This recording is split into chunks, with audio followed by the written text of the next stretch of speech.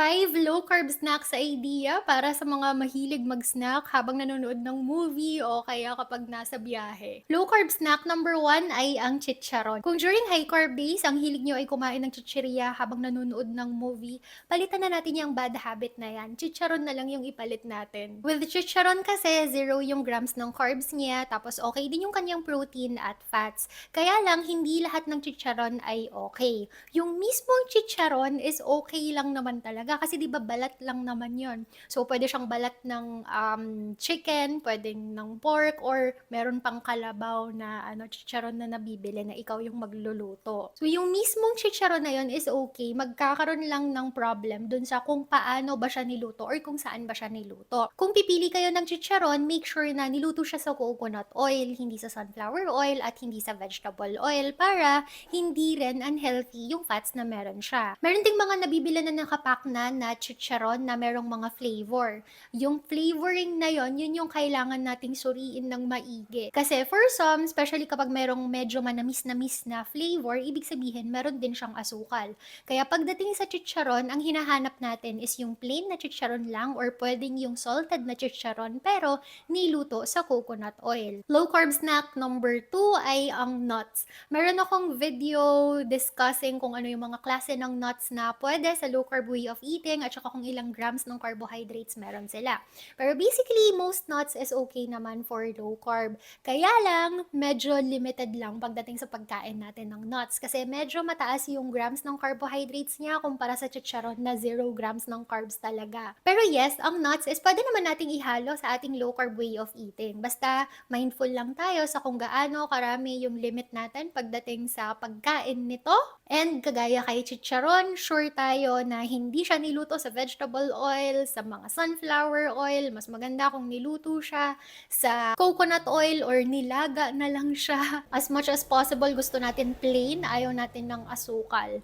Kung ganyan yung nuts na kakainin mo, pwedeng-pwede po yan. Low carb snack number 3 para sa inyong movie night ay ang vegetable platter. Vegetable platter, yun yung mga iba't ibang klase ng mga low carb na mga gulay, tapos merong dip sa gitna para kayong kumakain ng nachos na merong dip, pero this time healthier version. Low carb vegetable na lang. Para dun sa mga gulay na isa-serve, pwede kayong maglagay ng celery, pwedeng cucumber sticks. Okay din yung broccoli kung kumakain kayo ng hilaw na broccoli, pero pwede nyo naman siyang i-steam kung gusto nyo ng medyo malambot.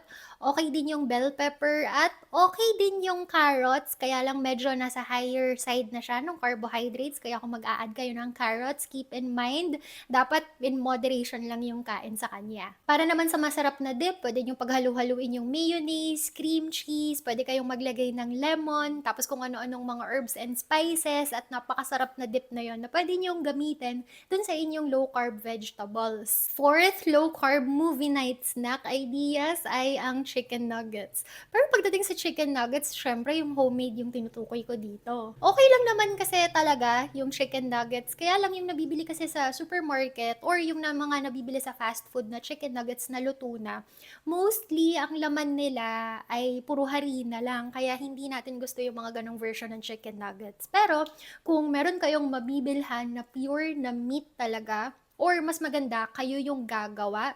Kailangan nyo lang namang ilagay sa food processor si chicken nuggets, tas maghalo kayo ng mga seasoning or ng mga herbs and spices para maging malinamnam ang inyong chicken nuggets. At imbes na gumamit kayo ng flour, pwede nyo siyang haluan ng almond flour, pwede rin kayong maghalo ng cheese para mas malinamnam talaga. And from there, i-mold nyo lang siya into chicken nuggets, tapos iluluto as if regular chicken nuggets lang yung niluluto ninyo. Pero this time, healthier version po si chicken nuggets. Personally, chicken nuggets na homemade, ito talaga yung top 1 na palagi namin kinakain kapag nagmo-movie night kami ng husband ko. Ayaw na ayaw ko kasing kumakain ng chicharon dahil masyado siyang crispy, ang ingay-ingay. Yung nuts naman, hindi ko kayang mag-control, kaya ekis ako sa nuts. Vegetable dip naman, ayaw ng husband ko ng vegetable.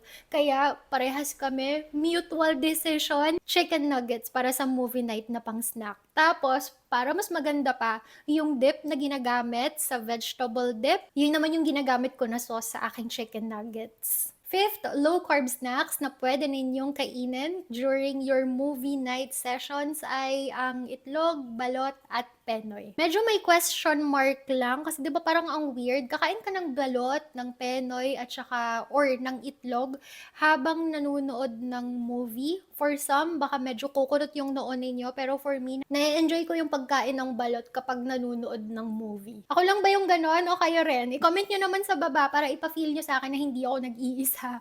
Or para malaman ko na ako lang yung ganon. Ako lang yung weird pagdating sa mga snacks na kinakain kapag nanonood ng movie. Tsaka nasa bahay naman ako kaya okay lang kahit ano yung kainin ko.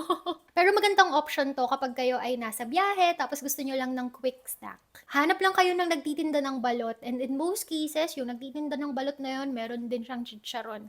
Kaya okay na yung snack ninyo. Anyway, hanggang dito na lang po muna. Top 5 snacks na pwede ninyong kainin habang kayo ay nanonood ng movie or nasa biyahe. Thank you so much for watching and have a good day. Bye!